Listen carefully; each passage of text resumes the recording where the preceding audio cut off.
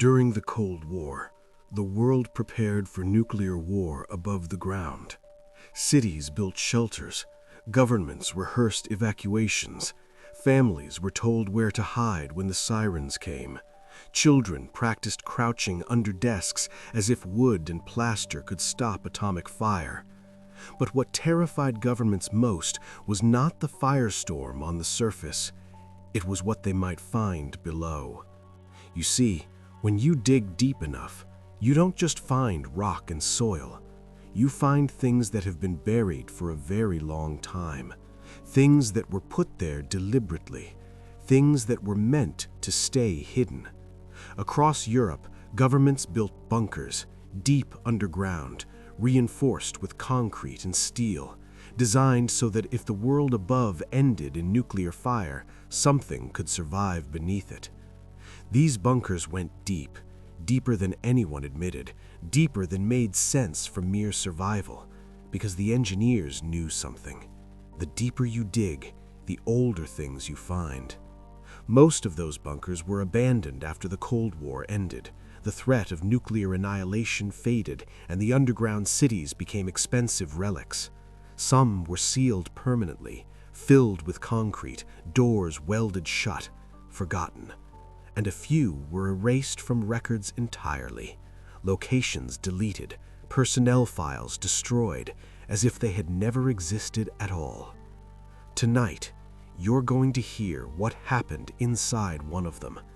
A bunker that was sealed in 1963 after every person inside died during what officials called a containment drill accident. A bunker that should have been silent for over 60 years. A bunker that never stopped transmitting. But before I tell you what lives beneath the Bavarian forest, make sure you subscribe and support Battlefield Nightmares. And drop a comment. Tell me where you're watching from tonight. Because once you hear this confession, you'll never trust silence underground again. You'll never feel safe near a radio. And you'll never ignore static the same way again. My name is Anton Keller. I'm 74 years old, former communications engineer, Civil Defense Division, West German government. Not a soldier, not a spy, a listener. That's what I did for 23 years. I listened. To frequencies most people didn't know existed, to channels that hadn't carried a human voice in decades, to the electromagnetic whispers of a world preparing for its own extinction. I've never told this story publicly, never spoken about it to journalists, to researchers, to my own children. My wife died 3 years ago without ever knowing what I experienced in 1986. For 39 years, I've kept silent. But silence doesn't protect you. Silence is just empty space waiting to be filled. And something has been filling my silence for almost 4 decades. Last night, my emergency radio activated on its own. A radio I disconnected years ago. A radio with no power source, no batteries, no connection to anything. It spoke to me, in my own voice. Anton, come back. The transmission needs you. So I'm telling this story now, while I still can, while I'm still me, while I can still tell the difference between my thoughts and the whispers that have been growing louder every year. Because by tomorrow, I don't think I'll be alone in this house anymore. Listen carefully. This is what happened at Station Echo 7. In 1986, I was stationed at a monitoring facility near the Bavarian forest, a small installation, unremarkable, hidden in the woods far from any town, the kind of place that didn't appear on civilian maps, the kind of place that officially didn't exist. Our facility was a relic of paranoia, built in the 1950s when everyone believed nuclear war was inevitable, designed to listen for the first signs of Soviet attack. By 1986, the Cold War was thawing. Gorbachev was talking about reform. The Berlin Wall still stood, but everyone could feel something changing. Our job had become routine, boring. We monitored dead frequencies, abandoned military channels, emergency bands that no one had used since the Cuban Missile Crisis. The theory was that Soviet sleeper cells might still use old frequencies, that enemy agents might transmit on channels everyone else had forgotten. So, we listened, night after night, year after year. Most nights were silent, just static, the empty hiss of frequencies that humanity had abandoned, white noise that sounded like the universe itself breathing. We played cards, read books, drank too much coffee, fought the crushing boredom of listening to nothing. The job was tedious, safe, mind-numbing. I had started to think of it as a kind of purgatory, not quite alive, not quite dead, just existing in a basement full of old equipment, waiting for something that would never come. Until the night of March 14th, 1986. Until 02:17 a.m. Until the night the dead started talking. At exactly 02:17 a.m., a signal broke through the static. I was half asleep at my station, headphones on, eyes burning. The night shift was always the same, 8 hours of hiss and nothing else. Then, the equipment came alive. Frequency monitors spiked. Waveforms exploded across the oscilloscope. Signal strength jumped from 0 to critical. A transmission. Weak, fragmented, human. I sat up and adjusted the receiver, cleaning the signal as best I could with equipment older than I was. And then I heard it. A man's voice. German. Dry. Cracked. As if it hadn't spoken in years. As if the throat behind it had forgotten how. This is Station Echo 7, requesting immediate evacuation, coordinates 473. Static swallowed the line. Then the voice came back. Doors won't open from inside. Seals have failed. Something's wrong. I froze. Echo 7. Everyone in civil defense knew that designation, though no one was supposed to say it out loud. Echo 7 was a classified bunker built in 1958, deep underground, designed to survive a direct nuclear strike. But it had been sealed in 1963. Officially, there was an accident during a containment drill. Chemical leak, toxic gas, everyone inside dead within hours. No survivors, no rescue. The bunker filled with concrete and erased from records. That's what the files said. But here was a transmission on Echo 7's exact frequency, using Echo 7's call sign, 23 years after everyone inside was supposed to be dead. The voice returned, fainter now. We're still alive, some of us. The others stopped talking years ago. Static. Then the words that turned my blood cold. It's still listening. The transmission cut out. I sat there, headphones humming, heart pounding so hard I could feel it in my throat. My hands were shaking when I logged the signal. Timestamp, frequency, duration. I recorded it to magnetic tape. Then I stood up and went to wake my supervisor. Supervisor Heinrich was a skeptic. 20 years in signals intelligence had trained him not to be impressed. He listened to the recording. Twice. Atmospheric skip, he said. Old equipment. It happens. The call sign was Echo 7, I said. That's classified. Coincidence? Your brain filling in noise. He filed the report and sent me home. I didn't sleep. That voice stayed with me. The exhaustion, the fear. It's still listening. 3 nights later, it came back.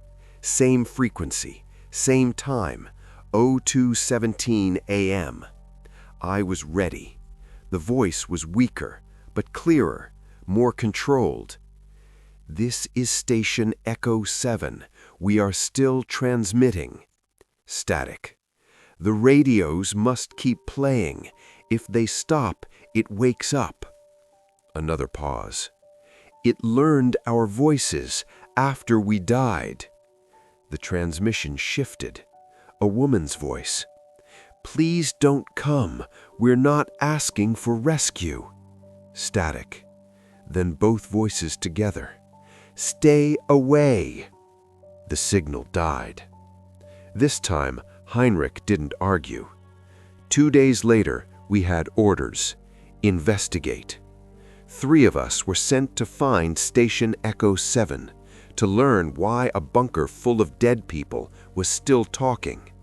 We had no idea what we were walking into. The location was classified beyond anything I'd ever seen. Coordinates memorized, then destroyed. Maps returned after a single viewing. A briefing that was never written down. Deep in the Bavarian forest, miles from any road. No trails, no markers. Just blank green on every official map. We hiked for 7 hours with nothing but compass and memory. No GPS. Every tree identical. Every hill wrong in the same way. There were 3 of us. Me, communications. Heinrich, my supervisor, skeptic turned believer. And Weber, structural engineer, sent to decide if the bunker could be reopened. He was the first to die, but I didn't know that yet. We found the entrance at dusk, a concrete slab buried under moss and leaves. You could walk over it and never know it was there. No signs, no fences, no warnings, just a rusted hatch and scratches on the inside. Deep gouges, fingernail marks, dozens of them layered on top of each other. Someone had tried to claw their way out. They hadn't made it. Heinrich pulled the handle. The hatch resisted, then tore open with a scream of rusted metal. Warm air poured out. That was wrong. Underground is cold always, but this air was warm, wet, like breath, like something had been exhaling in the dark for decades. Then the smell hit us. Stale air underneath something sweet, organic, rotting, like something dead that hadn't finished dying. "Something's wrong," Weber said. He was right, but we went in anyway. We had orders. I wish we hadn't. The ladder dropped 40 meters into darkness, too deep, deeper than any bunker I'd ever seen. Our flashlights cut through air that hadn't moved in decades. Dust drifted in the beams like ash, like something burned long ago. The bunker was standard Cold War design. Concrete walls, low ceilings, narrow corridors splitting in every direction. Signs in German marked the sections. Communications, dormitory, medical, storage, command. And the emergency lights were on. Red bulbs glowed along the ceiling, staining everything crimson. Shadows jumped, shapes shifted. Nothing held still long enough to trust. Those lights should have been dead. Backup power fails in days. This place had been sealed for 23 years. Yet the lights pulsed faintly, like a heartbeat. Original batteries, Weber said? Maybe nuclear cells? Henrik shook his head. No bunker from the 60s had that. This shouldn't work. But it did. We moved deeper. The air grew warmer with every step. By the first junction, sweat soaked my shirt. My breath felt thick. That's when I heard it. Faint, rhythmic, voices.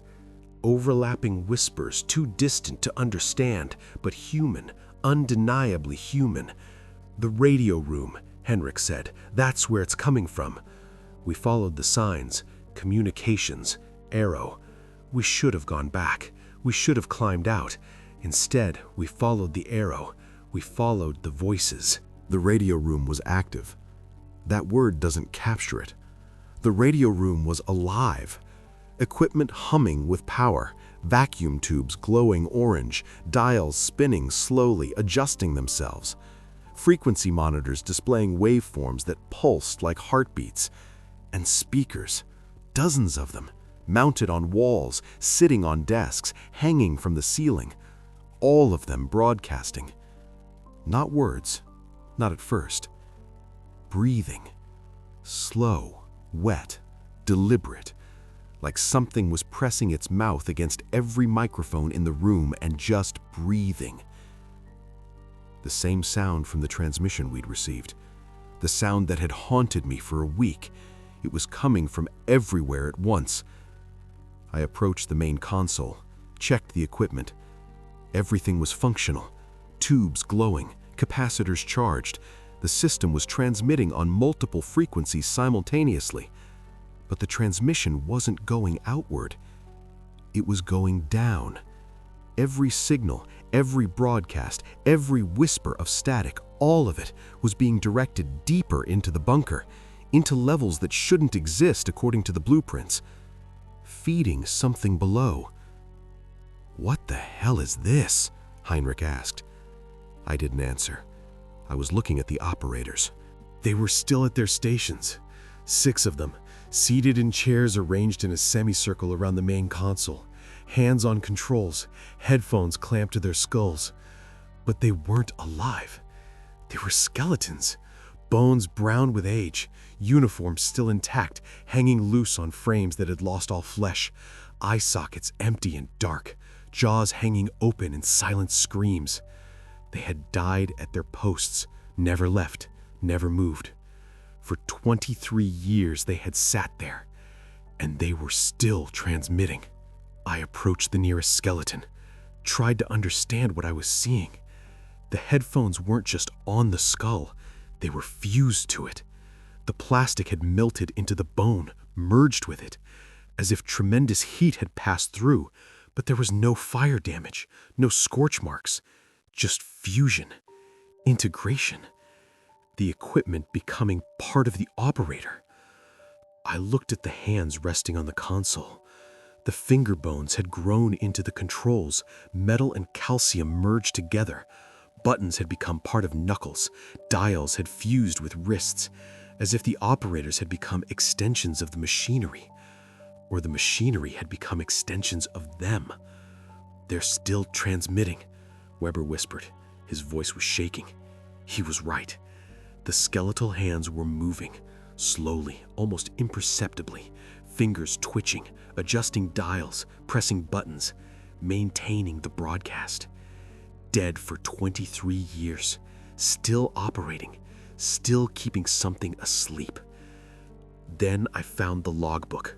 The logbook was thick, leather-bound, official. The first pages were routine, construction dates, supply lists, equipment checks. Then the handwriting changed. April 1958. Broke through lower level, found a void not on any survey.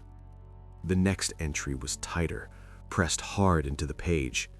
The tunnels are carved, not natural, symbols unknown. A line scratched through the margin. Archaeological team never arrived. Orders from command, seal it. The entries grew shorter, stranger. Workers report sounds below, feel watched. Radio interference increasing. Equipment reacts when aimed downward. Then the names appeared. Engineer Franz Hoffmann, found below, no memory, claims his dead mother called him. After that, the writing fractured. Hoffmann no longer speaks. He sits at his radio. He says he's keeping it asleep. The dates jumped. 1963, lockdown. Something woke up. The sounds changed. People walked downstairs. They didn't come back, but their voices did. The handwriting became frantic. Sound affects it. Radio waves calm it. As long as we transmit, it doesn't climb the stairs. The final readable entry was barely legible. Only 6 of us left. We will stay. We will keep transmitting, even after we die. Below that, one last line, written slowly, carefully. Do not answer the transmissions. They are not from us anymore. I closed the logbook, and the door behind us slammed shut. The sound was like a gunshot in the enclosed space. We spun around. The heavy metal door leading back to the corridor was sealed, locked tight, and there was no one outside. Heinrich ran to it and pulled the handle hard. "It's jammed! Help me!" Weber and I joined him, 3 men pulling with everything we had. The door didn't move, but something else did. From below, a deep, resonant sound rolled up through the floor like stone grinding against stone. Then scraping, metal on concrete, slow, deliberate, getting closer. According to the blueprints, the bunker had 3 levels. We were on level 1.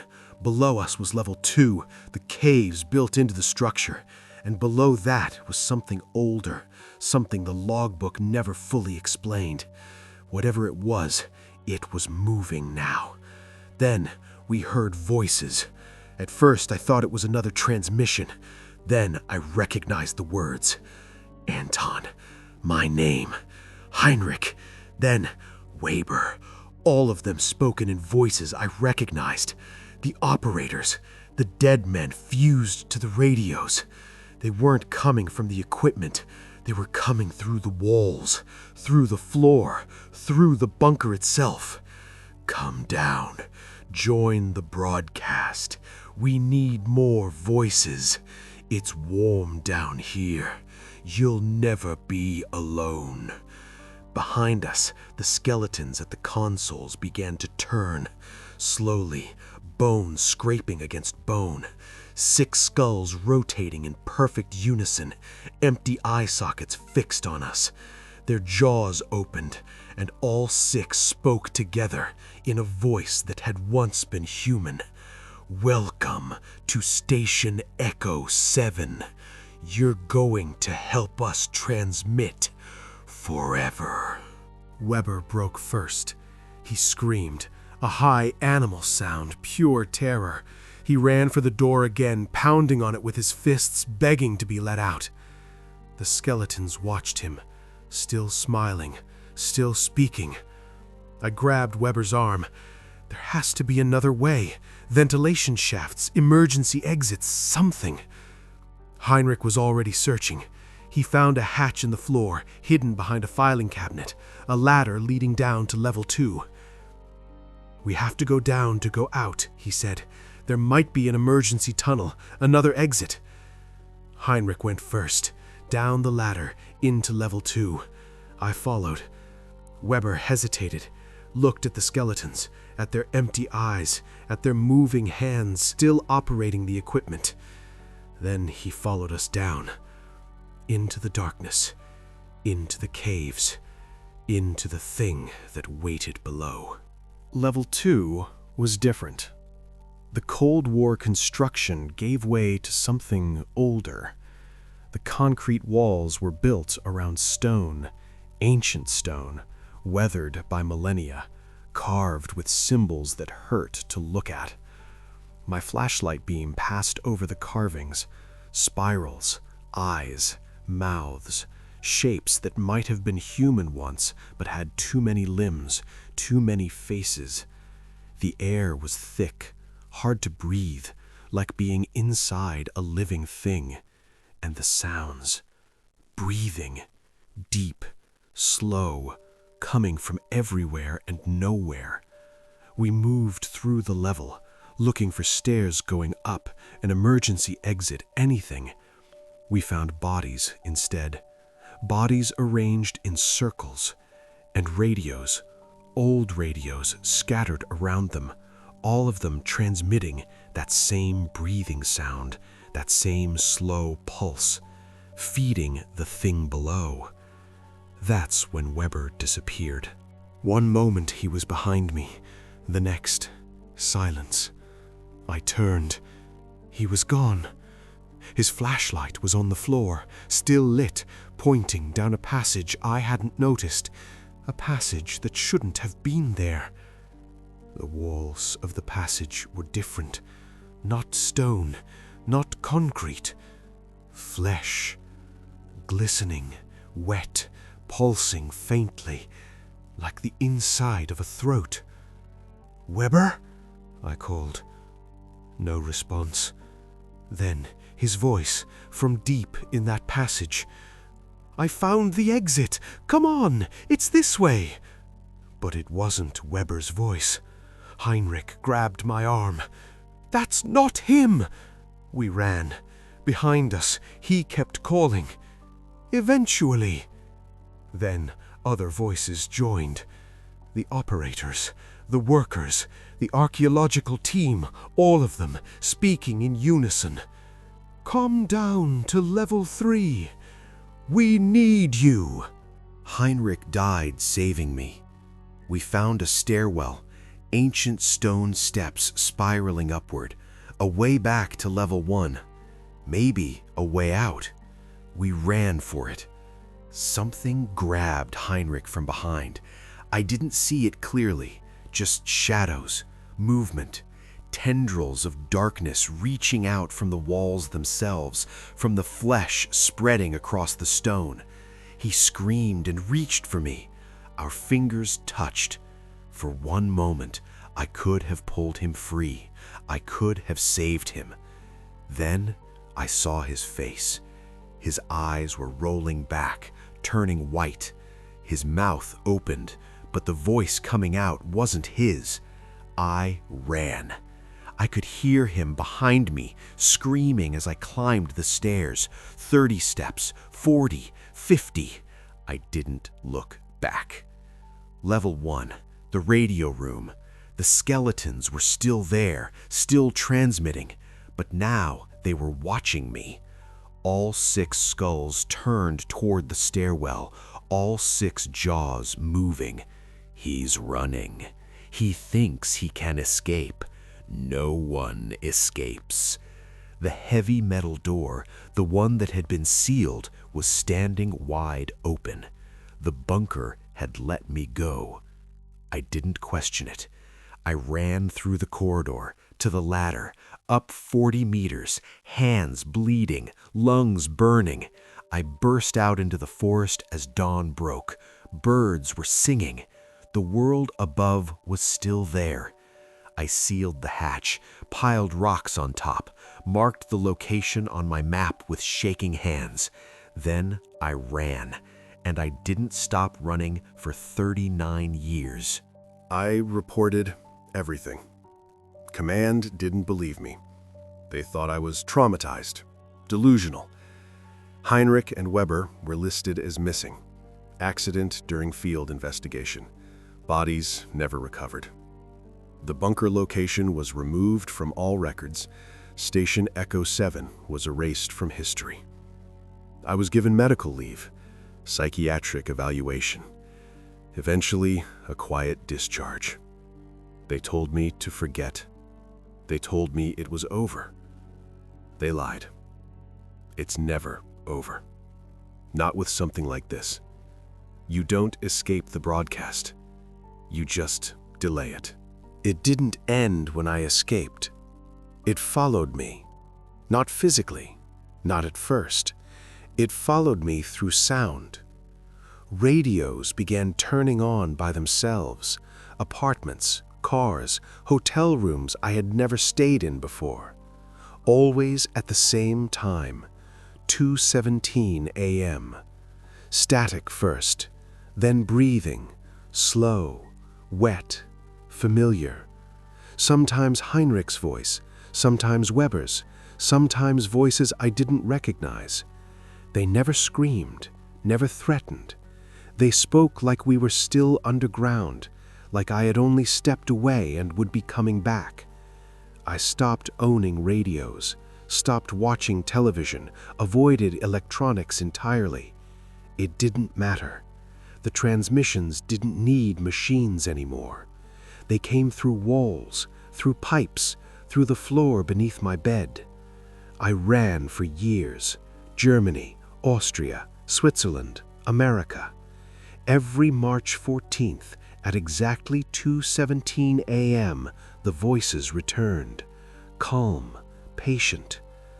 Anton, we're still transmitting. We kept it asleep, but not forever. As the years passed, the voices grew clearer, more precise. They remembered things only I should know. My childhood street, my mother's voice, my wife's laugh, things I had never said out loud. That's when I understood. It wasn't chasing me anymore. It was learning me. Last night, the voice changed. This time, it was mine. At 02:17 a.m., my emergency radio turned itself on. No batteries, no power, static, breathing. Then my voice. "This is Anton Keller, Station Echo 7. Every word perfect, every pause correct. Transmission stable. New operator ready." When the radio went silent, the house felt wrong. Too quiet, too warm. I put my feet on the floor. It was warm. This morning, cracks spread across the basement concrete, heat rising through them, a low vibration I felt in my bones. I don't think the bunker is coming to me.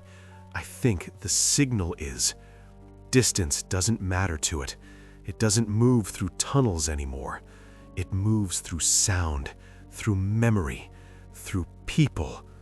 All these years, it wasn't trying to catch me. It was waiting for me to stop running, waiting for my voice to be ready. I'm recording this now because I don't think I can resist much longer. The voices aren't asking anymore. They're welcoming me. The broadcast is almost complete. One more voice. My voice. I'm going down to the basement now, and when the floor opens, I'm not going to fight it. If this recording ends suddenly, you'll know why. You'll know Station Echo 7 never stopped transmitting. And if you ever hear static that sounds like breathing, if you ever hear your own voice calling your name, don't answer, because once the transmission learns your voice, it never lets you go.